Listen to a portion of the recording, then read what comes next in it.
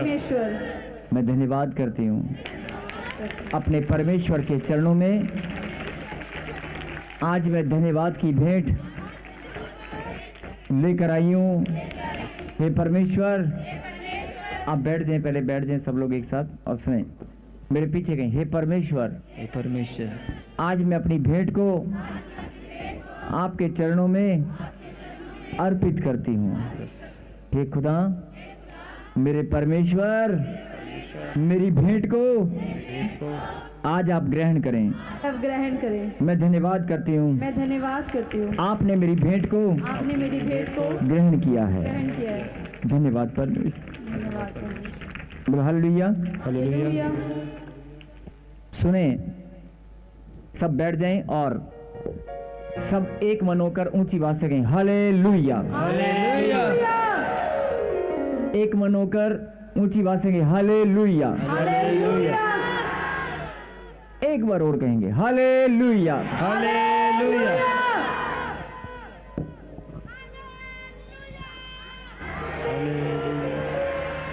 Yes yes, यही बात सुने सुने सुने सुने प्लीज।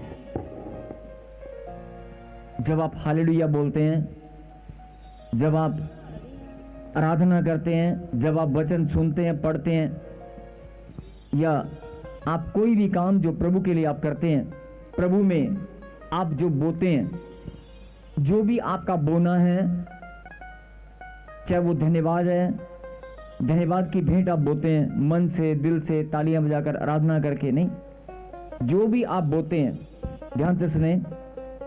आप वचन पढ़ते हैं, हालेलुया का नारा लगाते हैं, आप कुछ भी करते हैं, एक वचन हमेशा आपको याद होना चाहिए कि मसीह में किया गया परिश्रम, मसीह में किया गया परिश्रम व्यर्थ नहीं है। बोलो आमीन। आमीन। फिर से बोले मेरे पीछे के, मसीह में किया गया परिश्रम व्यर्थ नहीं है। व्यर्थ नहीं है। आमीन। आमीन। इसका मतलब हर बात का प्रतिफल परमेश्वर ने आपके लिए रखा है। हर एक बात का प्रतिफल, मतलब जो भी आप बोगे, जो भी आप करोगे, उसका प्रतिफल आपको मिलना ही मिलना है। अब बहुत सारे लोग चिंता में चले जाते हैं, टेंशन में चले जाते हैं, और अगर आपको ये वचन याद होगा कि मेरे खुदा ने मेरा प्रतिफल रखा है, मेरे खुदा ने मेरे प्रतिफल को रखा है और वो मुझे ही मिलेगा, आपका उठना, आपका बैठना, आपका चलना फिरना, इबादत करना, आराधना करना, उसकी महिमा करना, आपका सोचना विचारना भी अगर प्रभु में है, और पवित्र मंदिर में आप अपने घर से निकलकर जितने भी कदम आपने चलकर यहाँ तक आए हैं, जितने भी कदम आपने निकाले हैं मेरे खुदा के लिए, और जितने भी कदम आपने सेवा में निकाले हैं, जितने भी कदमों को आपने प्रभु के लिए बोया है, जितनी भी तालियां बजाकर आपने प्रभु की महिमा के लिए बोई हैं, ये सब आपका बोना है, ये सब आपका बोना है। बोला आमीन। मतलब जो भी आप बोते हैं, और अगर उपजाऊ भूमि में बोया गया है, अगर जो बोगे तो ही तो काटोगे। बोला आमीन। जो आप बोते हैं वो काटोगे। अब जैसा आप बोओगे वैसा ही काटोगे। मतलब कई लोग क्या करते हैं, बड़ी ध्यान से समझने की बात है, आप जब ताली बजाते हैं तो सब लोग ताली, सुनना पहले सुनना, जब ताली बजती है तो सब लोग ताली बजाते हैं ना। जब ताली बजती है तो क्या होता है, सब लोग ताली बजाते हैं, ठीक है। जब कोई बोलता है हालेलुया तो सब लोग क्या बोलते हैं, हालेलुया बोलते हैं ना। लेकिन हर एक का मन, हर एक की सोच, हर एक का ध्यान अलग अलग है। नहीं, कईयों का ध्यान अचानक कहीं और रखता है, और जब पड़ोसी बोलता है हालेलुया तो कहता है अच्छा हालेलुया बोला, हालेलुया, वो भी ऐसे करता है हालेलुया। मतलब साथ वाले को देखकर एकदम याद आता है कि हालेलुया बोलने का है। साथ वाले को देखकर या सामने वाले को देखकर अचानक याद, अबे ताली बजा ले, ताली बज रही है तू भी बजा ले। समझ रहे हो? मतलब मेरी बात समझ रहे हो? प्रभु ने कहा तुम्हारा परिश्रम व्यर्थ नहीं है, जो तुम बोओगे वो काटोगे। लेकिन इस बात का ध्यान हमें रखना है, बोओगे तो काटोगे, लेकिन जैसा बोओगे वैसा ही काटोगे। मतलब जैसा सीड होगा, अगर सीड खोटा है, बीज खोटा है, या बीज में कोई आपके जो बीज मुट्ठी भर के आपने बोए हैं, उन बीजों में कुछ खोखले हैं और कुछ फल लायक हैं। तो वो आपको देखना है कि आपका बीज, आपका बोने वाला आपका मन भी है।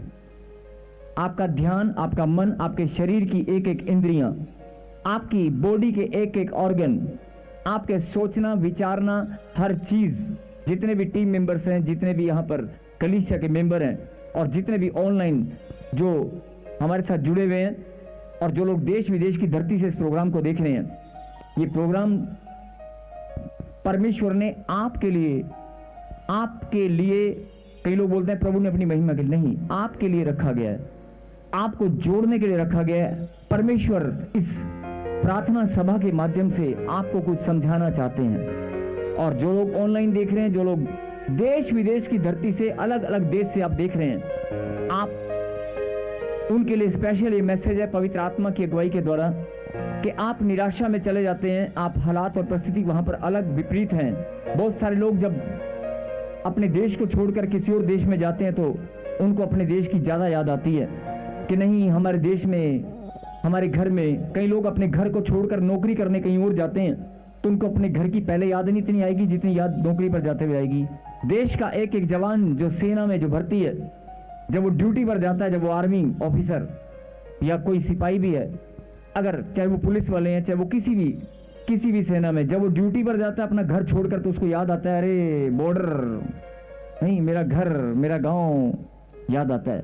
जब आप कहीं दूर, ऐसे ही परमेश्वर भी है, ऐसे ही परमेश्वर आपको समझाना चाहते हैं कि अगर तू मुझसे दूर चला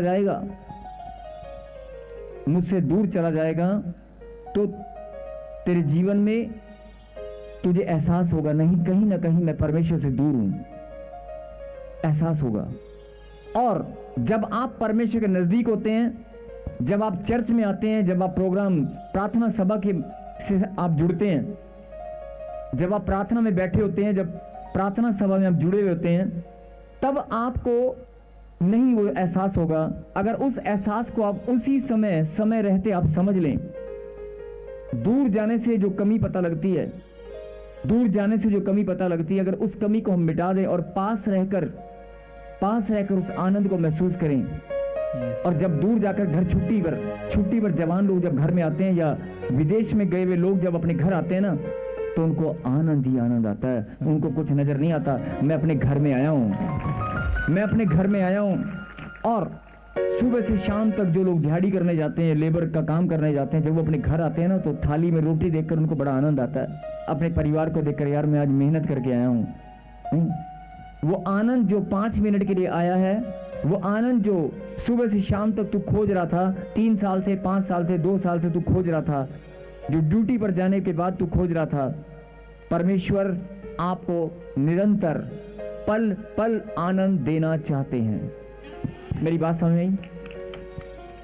अगर आपको ये बात समझ में आ गई, अगर बात परमेश्वर की करोगे, तो परमेश्वर आपको पल पल, हर पल आप आनंदित रहेंगे। कई लोग कहेंगे, लो ये कैसी बात है, हर समय कोई आनंदित कैसे रह सकता है? नहीं, ये तो नहीं हो सकता। नहीं, यही तो हो सकता है, ये तो बहुत जल्दी हो सकता है। आपको लग रहा होगा नहीं, आनंदित रहना आज के समय में टाइम ही नहीं किसी के पास। खुश रहने का भी टाइम होना चाहिए, खुश रहने का टाइम ही नहीं मेरे पास। कई लोग बोलते हैं खुश रहने का टाइम ही नहीं मेरे पास। परमेश्वर चाहते हैं कि आप अगर मेरी बात को समझ जाओगे, जो चीज आपको दूर जाकर पता चलती है वो नजदीक रहकर भी आप कर सकते हैं।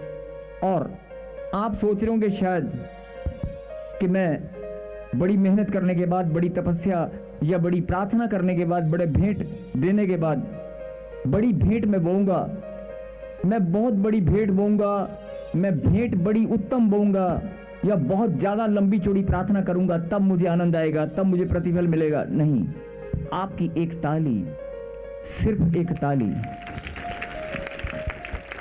आपकी एक ताली भी परमेश्वर को हिला सकती है। आपका एक हालेलुया भी आपके जीवन में, हालेलुया, आपके जीवन में सदा के लिए आनंद लेकर आ सकता है। आमीन।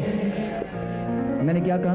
आपका एक हालेलुया का नारा सदा के लिए हालेलुया। सदा के लिए आनंद लेकर आ सकता है।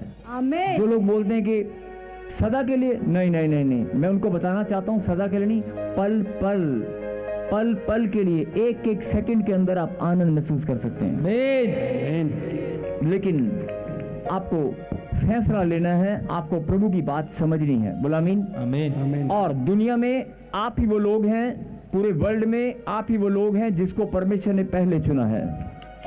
वो आपको आनंद देना चाहता है, वो आपको मुस्कुराता हुआ देखना चाहता है। और कई लोग ऐसा बोलते हैं कि सोचते हैं कि नहीं, बोलने और करने में बड़ा फर्क है कि प्रॉफिट जी आप हमारे घर में आओ, हमारी सिचुएशन का सामना करो, हमारे हालात और हमारे घर की परिस्थितियों को झेल कर देखो। आनंद तो बहुत दूर की बात है, प्रभु का नाम भी मुंह से नहीं निकलेगा। मैं मानता हूं आप हालात और परिस्थिति में बहुत ज्यादा घिरे हुए हैं, बहुत कमजोर हैं, आपको नींद आ जाती है, और जिनको आ रही है वो जोरदार ताली बजाएंगे, जोरदार। मैंने कहा जिनको नींद आ रही है जोरदार ताली बजाएंगे, जोरदार। मेरी बात समझ रहे हो? मैंने कहा ना, आपका ध्यान कहीं हो रहा है, लेकिन आप साथ वाले को देखकर या आवाज को सुनकर कि ताली बजानी, बजा दो ताली, पूरी बात नहीं सुनने का। जब एक इंसान की, जब एक मनुष्य की या प्रॉफिट की या पास्टर की या प्रचारक की या आराधना करने वालों की, या कोई भी माइक पकड़कर, या कोई भी आपके परिवार के माता पिता, आपके बड़े भाई बहन, कोई भी आपको कुछ समझाए, आपको जब उस इंसान की कोई बात ठीक से समझने में आप गलती कर जाते हैं, तो परमेश्वर की गहरी गहरी बातें, परमेश्वर की गहरी गहरी बातें आप कैसे समझोगे? परमेश्वर के भेद को, उसके रहस्य को अपने जीवन में कैसे कैसे ग्रहण कर पाओगे? बोलो आमीन। आमीन। देखो मैंने आमीन बोला, आपने आमीन बोल दिया। मैंने कहा नहीं कर पाओगे, कहते आमीन। आप बोलो नहीं, मैं करने के लिए तैयार हूं, आमीन। मैं परमेश्वर की गहरी बातों को समझने के लिए तैयार हूं। अब बोलो आमीन। आमीन। और गहरी बात यही है, सबसे ज्यादा गहरी बात यही है कि परमेश्वर परम ईश्वर हैं। परमेश्वर परम ईश्वर हैं, वो सर्वशक्तिमान ऑलमाइटी गॉड परमेश्वर है। ठीक है। उसने हम सब की रचना, पूरे जगत की सब चीज, हर चीज की उत्पत्ति, रचना सब उसी ने की है। और अगर रचना उसने की है तो पालने वाला, संभालने वाला भी वही है। आमीन। अगर कोई मनप्रीत यहाँ बैठी है या बैठा है, तो आज तेरे लिए वचन तेरी जिंदगी बदलने वाला है। आमीन। अगर कोई संजय यहाँ पर बैठा है, अगर कोई सोनू यहाँ बैठा है, मैंने कहा ना, आप खड़े नहीं होना, बैठ जाए प्लीज। अगर कोई ऑनलाइन में आशा देख रही है, और एक आशा यहाँ भी बैठी है, और एक आशा वर्कर भी यहाँ पर है, कोई आशा वर्कर समझते हो? हाथ हिला देना अगर कोई आशा वर्कर यहाँ पर बैठी है, हाथ हिला देना अगर आशा वर्कर है। तो आशा वर्कर, अगर आप यहाँ बैठे हो, तो आपके जीवन में आज का वचन आपके जीवन में बहुत कुछ लेकर आने वाला है। आमीन। मैंने कहा ना, परमेश्वर हर एक की बात को जानता है, हर एक के दुख तकलीफ को जानते हैं, वो परमेश्वर है। और परमेश्वर सबसे बड़ा रहस्य, सबसे गहरी बात यही है कि वो आपको बदलते हुए देखना चाहता है। ये समय वो चाहता है कि आप मुस्कुराएं, आप आनंदित रहें। जैसे आप चाहते हैं कि मेरा परिवार खुश रहे, मेरे बच्चे तंदुरुस्त रहें, वो भी चाहता है कि तू तंदुरुस्त रहे और आनंदित रहे। बोला आमीन। आमीन। यही सबसे बड़ा भेद है, सबसे बड़ा रहस्य है। जो इंसान सोचता है कि नहीं नहीं नहीं नहीं, ये तो नहीं हो सकता, ये कैसे हो सकता है, प्रभु कहता है ये ऐसे हो सकता है। अगर तुझे मेरी बात समझ में आ गई तो ऐसे हो सकता है, ऐसे होकर रहेगा। बोलो आमीन। आमीन। और यही बात परमेश्वर आपको समझाना चाहते हैं। आज का वचन प्रभु ने आपको, मैंने बताया ना कि मसीह में किया गया परिश्रम व्यर्थ नहीं है। अब जब इस वचन को आप पढ़ेंगे और सुनेंगे कि मसीह में किया गया परिश्रम व्यर्थ नहीं है, लेकिन जब आप परिश्रम में ताली बजाते हैं, हालेलुया बोलते हैं, सुनिए सुनिए सुनिए, मैंने कहा ना, जब ताली बजाना, हालेलुया जब आप बोलते हैं, अभी मैंने एग्जांपल दिखाया आपको, अभी मैंने एग्जांपल दिखाया कि जैसे ही मैंने बोला कि जिनको नींद आ रही है वो ताली बजाए, तो बहुत लोगों ने बजा दी, नहीं बजाई ना, लेकिन परिश्रम तो किया ना, ताली तो बजाई ना। मेरे कहने का मतलब है कि भावना, जो भी आप बोते हैं, अभी मैं सीड की बात कर रहा था कि जो आप बोते हैं वो बोना, आपका बोना कैसा है, आपका सीड कैसा है। बड़ी उत्तम भेंट आप लेकर आएंगे, तभी बंधन टूटेंगे नहीं। आपका एक धन्यवाद भी बड़े बड़े श्रापों को तोड़ सकता है। आपका एक सच्चे मन से धन्यवाद बड़े बड़े जादू टोना को कैंसिल कर सकता है। आपकी भावना, आपकी सच्ची भावना, आपके अंदर जो प्रेम है परमेश्वर के प्रति, अगर आपने वो दिखा दिया, दिखाना पड़ता है। अगर आपने अपने अंदर जो प्रेम है परमेश्वर के प्रति, और अगर वो सच्चा है और आपने अगर दिखा दिया कि प्रभु मैं तुझे प्यार करती हूँ, मैं तेरी लाडली बेटी हूँ, मैं तेरा लाडला बेटा हूँ, अगर आपने अपना सच्चा प्रेम, अपनी भावना प्रभु को दिखा दी, दिखानी मतलब सबके सामने दिखाने की जरूरत नहीं है, वो अपने आप ही चेक कर लेता है, वो अपने आप ही आपके मनों को जांच लेता है, परख लेता है। और उसके वचन में लिखा है, उसने वचन में लिखा कि निरंतर मेरी दृष्टि मनुष्य पर लगी रहती है और मेरी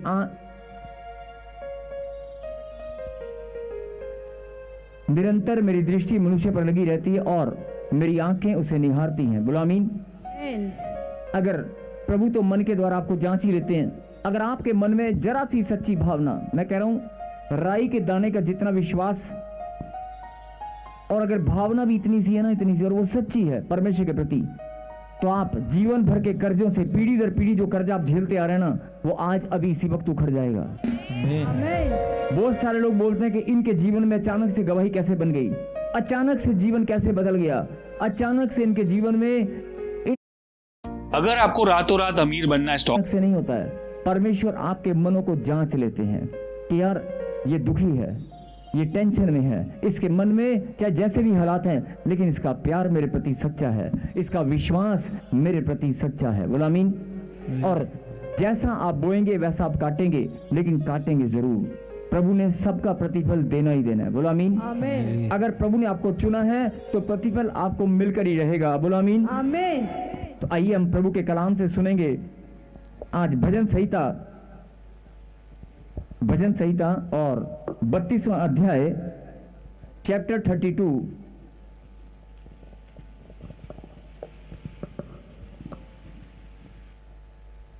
भजन संहिता 32वां अध्याय